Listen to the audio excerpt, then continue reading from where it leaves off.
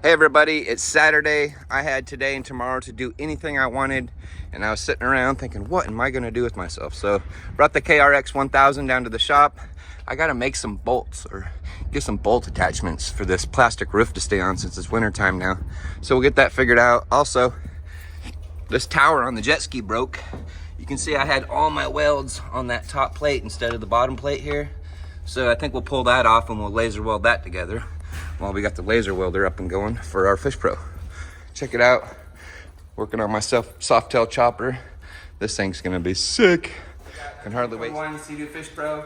It's all decked out for fishing, and when I built this and put the trolling motor on it, we had a bracket on the front of the troll ski mount, and that meant our tower for our crate was too high. So I chopped it off and re-welded it and put it all back together, but I didn't get enough weld on both pieces of metal, so therefore the weld is cracking. We're gonna take that off today.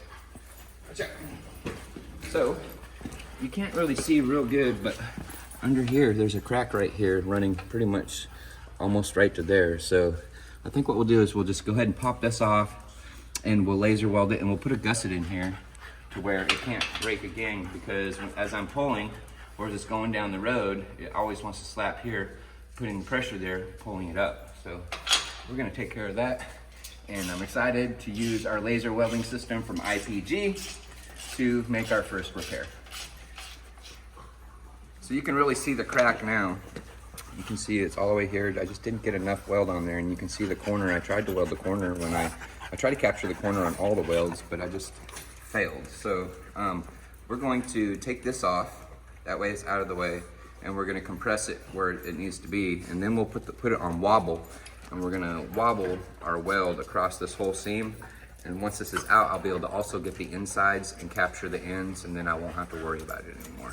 So we did some 1/4" steel yesterday. Did a cut on a T-joint, and we cut it. It's in the drawer over there. And tried to break it with a hammer, and no way. Okay, so this was our T-joint from yesterday, and we laser welded both sides of it. Nice little laser welds.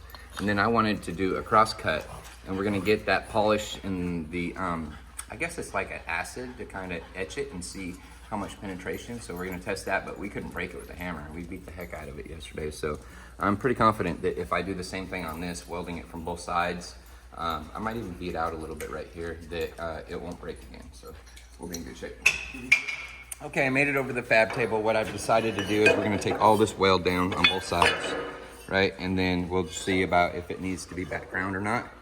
And then we'll clamp it back together, and we'll laser weld both the outsides. And then I'll do my best to try to get in here and get some on the insides too, and wrap these corners really good. So that's what we're gonna do now.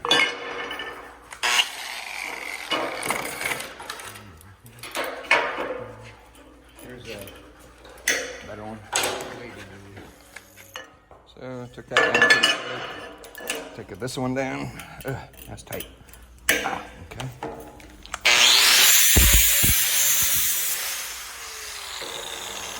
That's it down. And I think what I want to do also, since I had some buildup where I tried to wrap those corners before, I think I'll get in there with the carbide burr and remove that junk as well. I don't know if I can pry it out or not. Okay, I could not get down in there with the cutoff real well, and I did decide to do a back grind right there. Not a real big one, just a small lip that we'll fill with the laser. Even if we have to put 2 or 3 passes over it, it should be fine. But I have to get this globular out of there so that I can get down and weld on the inside. So, good old carbide burr.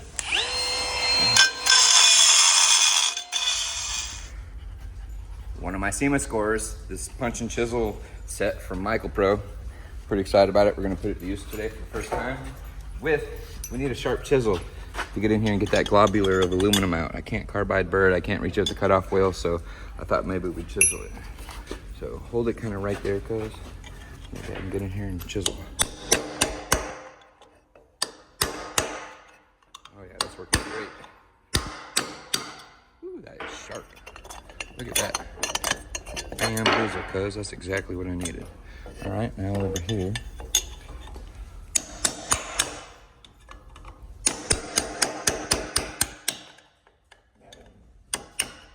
Okay. All right. Check it out. That's what I was after, is that guy. So Now we can clamp this back together somehow and go laser weld it. What we have to do is we have to change from the hard wire to the aluminum wire. We're going to use 5000 series aluminum. We also have to change the inner liner to the soft liner. And then we have to change the drive rollers from the V roll to the 045 U roll for the soft wire. So this up and pull this guy out and spin this off and take the end off there. And then we have to do this reverse on the other side. Somewhere here I have, there's my little Allen wrench. This will come off like this. Slide right off the end. Put the gun back in the holster. I've been told you do not want to drop the gun. The gun is very expensive. So line her out.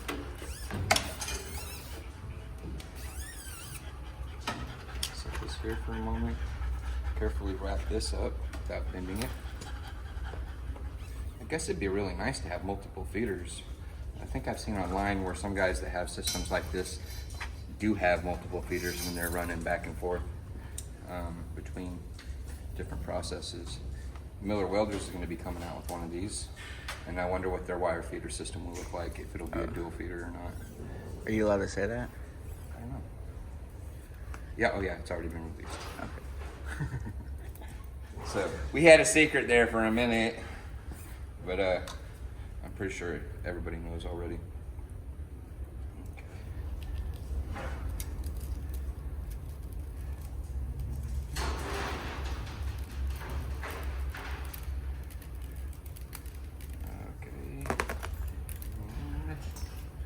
Push it from this side to that side.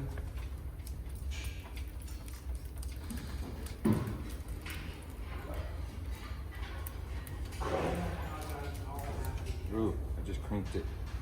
I can't do that. I better pay better attention. Put this guy back up in there. Slide this on. Okay, so the other thing we have to do when you're going back and forth between aluminum and steel, you have to put a 7mm extension on there. That we have one already set up over here. We just keep on it. Oh, I think we just do the whole tube, right? Yeah, that's what we do. We leave this on here, and we just replace the entire tube. That way we'll know 10mm ones for steel.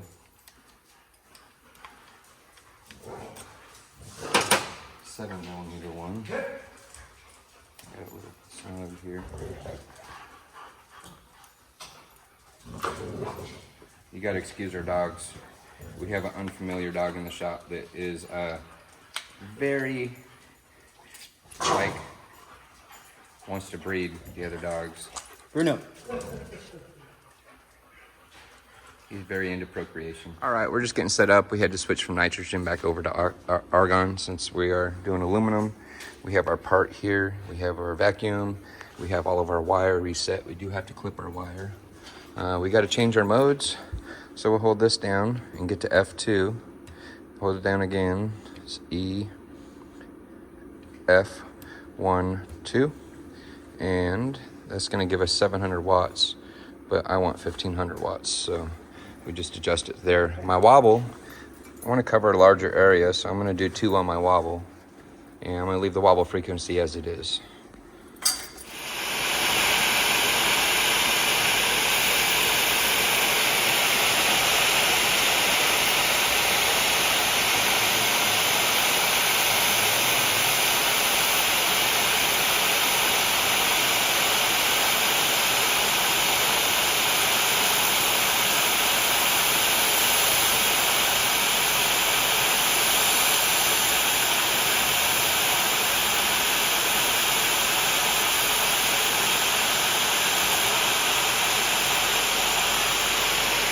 Okay, so that's kind of noisy.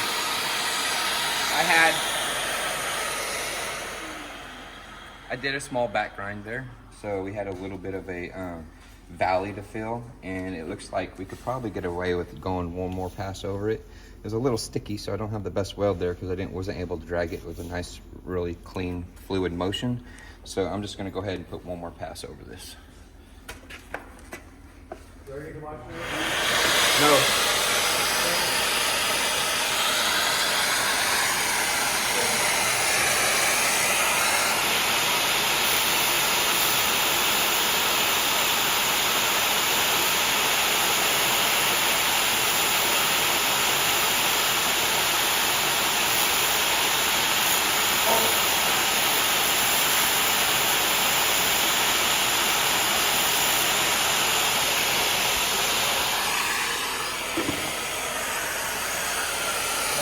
I'm sure I got it that time.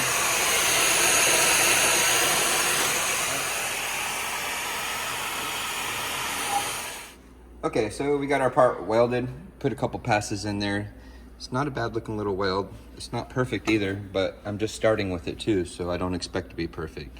But it's very hot and I think it's very strong, so we'll put it back on the jet ski. And we've had this jet ski to Florida and back twice and all over Tennessee, so we'll see how long it holds up. We'll give you an update if we need to do anything else to this part. So we're gonna put it back together real quick, and then we'll start on our other project for the day.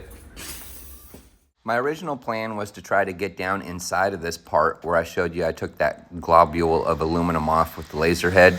But I tried to do that and I just couldn't get down inside there very well. There wasn't enough room because of the bulkiness of the laser head. So we're just seeing what the limitability or the capabilities and limitations are of this new welding system, and it wasn't a really good match to get down inside there. I could have got some small TIG welding stuff out and done it that way, but after seeing how well I welded the sides, putting a couple passes on there, I felt like it was strong enough as was.